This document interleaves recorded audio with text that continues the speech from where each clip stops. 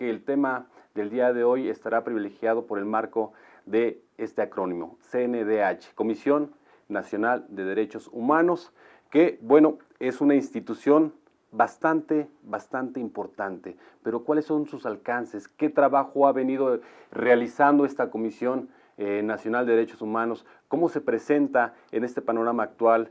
¿Cuál es su trayectoria?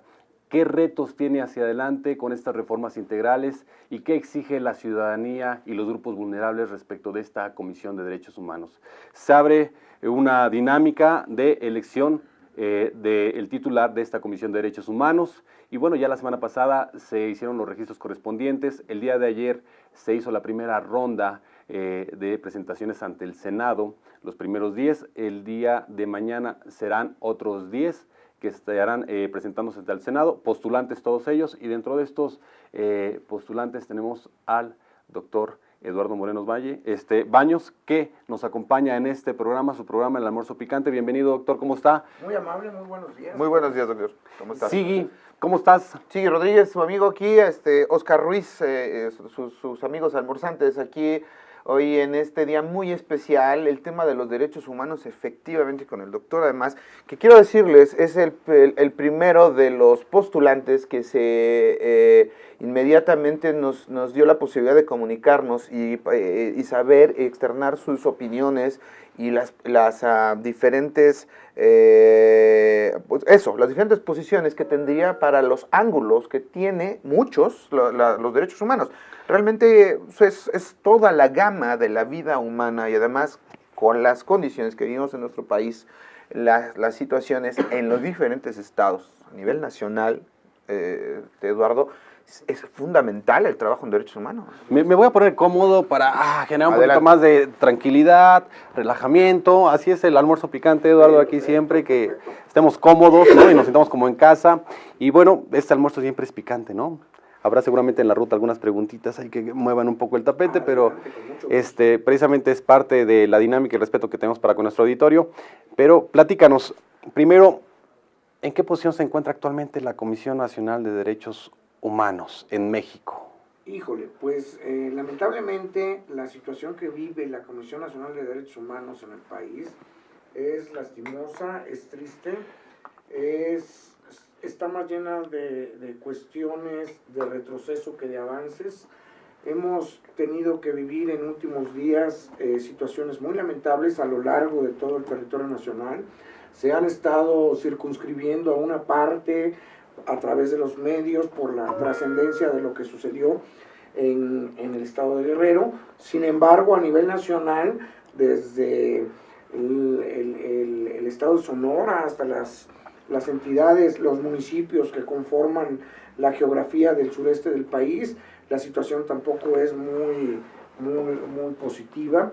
Yo creo que es un momento de crisis generalizada, del respeto, de la promoción, de la vigilancia de los derechos humanos, y precisamente estamos... Has dicho la promoción y la vigilancia has dicho la promoción y la vigilancia de los derechos humanos. Esta es la tarea fundamental de la Comisión de Derechos Humanos. Recordemos que en el 89 esta comisión inició como una Dirección General de Derechos Humanos dependiente de la Secretaría de Gobernación de aquel entonces. Obviamente no tenía autonomía, dependencia en la toma de decisiones, ni posibilidad de emitir algunas recomendaciones, patrimonio propio, personal propio, no. Sino esto se da hasta el 92, con las reformas al 102, inciso B, pero ¿qué facultades o cuál es el trabajo en esencia de esta comisión, Eduardo? Efectivamente, como lo comentaba Oscar, es la cuestión de la defensa de los derechos humanos, la promoción de los derechos humanos, el expandir la cultura del respeto, de la cuestión de que el ciudadano se sienta seguro, de que la sociedad en general tenga un ámbito de respaldo sobre todas las libertades que le son inherentes. Yo hacía mucho énfasis hace un minuto en la cuestión de la promoción de los derechos humanos. Durante algún tiempo, efectivamente, al crearse la Comisión Nacional de los Derechos Humanos, era una área dependiente de la Secretaría de Gobernación. Poco a poco las mismas exigencias fueron llevando a que la Comisión Nacional de los Derechos Humanos fuera tomando otra forma, hasta precisamente la reforma que tú comentas, de tal modo que pues tenemos de esa época hasta acá una institución, un organismo que puede actuar de manera independiente, con libertad, con un presupuesto, con una estructura que no ha dado la respuesta que la sociedad espera. Esa es la situación, y es en lo que yo siempre he insistido mucho. Ajá. En la cuestión de la promoción y el respeto de los derechos humanos. Eso es en relación a la Comisión Nacional, pero ¿qué tenemos, por ejemplo, de las comisiones locales de derechos humanos? Te lo comento porque, digamos, en los estados, sus órganos de fiscalización en el ámbito de la administración pública son las contralorías. Y sucede que las contralorías dependen en muchos de los casos del titular de la secretaría, ¿no? O del titular del organismo, o en su caso del gobernador. Entonces las contralorías siempre hacen las revisiones a modo para no quedar mal con el jefe, porque el jefe es el que los designa al final del día. ¿Qué pasa con las comisiones de derechos humanos estatales? Estamos en la misma situación de que el gobernador mete su mano y dice la elección del comisionado estatal es mi cuate, mi amigo, el que no es cuate, pero luego es mi cuate, o tiene que responderme a mí porque yo lo propuse. ¿Estamos todavía en esa dinámica? Pues mira, Oscar, en realidad desde el punto de vista jurídico, que es el principal que yo tengo que manifestar, primero por mi formación de abogado, en segundo porque estoy convencido respecto a la legalidad, todos estos organismos locales son independientes, son autónomos. La forma en la que se deben designar los titulares de estos organismos, en una primera lectura, nos deben llevar a considerar que efectivamente su actuar es independiente, es libre, que deben ser distintos a los órganos a los que tú te refieres. Yo no creo que la mayoría, sino más bien el 95 o 96% de los órganos de fiscalización efectivamente conocidos, por ejemplo, como contralores, son designados por los titulares en muchos de los casos a nivel nacional. Y en todas las instituciones, no nada más en las comisiones, ¿no? Ahí se requiere una modificación a la ley, que ahora estábamos viendo el tema de la coalición de partidos. La mayoría de los partidos estaban acordando hacer este combate a la corrupción, que tiene mucho que ver con los derechos humanos también, ¿no, Eduardo? Para garantizar esta autonomía y esta libertad, sobre todo de organismos ciudadanos como la CNDH, ¿no? Yo quisiera resaltar esa parte, ¿no? Sí, yo no soy abogado como ustedes, perdón, pero me meto un poco, ¿no? En el tema que el carácter ciudadano. Tú eres un ciudadano, tú eres un catedrático, eres un académico, ese es tu perfil. En realidad estaba viendo medalla Gabino Barreda, ahí nada más para que se echen mención honorífica en todos sus títulos. Así es. Y bueno, humildemente el doctor Eduardo Moreno Baños nos ha pedido que lo referenciemos como maestro porque, bueno, creo que es doctorante además. Sí, okay. Y maestro, pues... No. Adelante, eso es muy bueno. No. Pero, como sea, la parte, entonces, Eduardo, la parte ciudadana, ¿cómo la rescataríamos? ¿Cómo la ponderaríamos esta parte ciudadana? Sobre todo teniendo estas complejidades que tú bien dices, es en todo el ámbito político-administrativo. Desde luego. Perdón, me dice la producción, claro, si te puedes pegar un poquitito más el micrófono para que te haga más claro. Yo me circunscribiría, desde luego, a la cuestión del ciudadano frente o alrededor de los derechos humanos. Las otras tareas ni le corresponderían en el sentido estricto a la Comisión Nacional de los Derechos Humanos. Por supuesto. Ya bastante claro.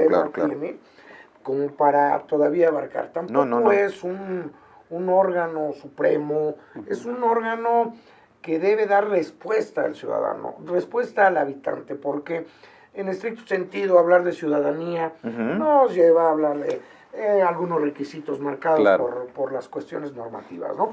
Sin embargo, los derechos humanos también abarcan a los menores de edad, ¿no? Seguro. Entonces, no solo a los menores, a los migrantes, a los extranjeros mismos, y en sentido estricto, desde el punto de vista legal, no merecerían la categoría de ciudadano, pero eso no es importante.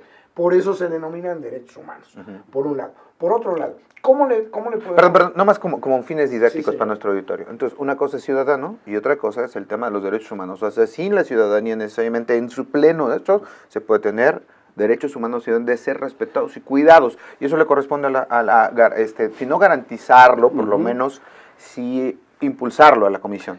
Claro, claro. Okay. Sí, definitivamente. De acuerdo a la normatividad, se tendrían que tener más de 18 años, un modo honesto de vivir, que después tendríamos que entrar a una discusión sobre lo que significa ello.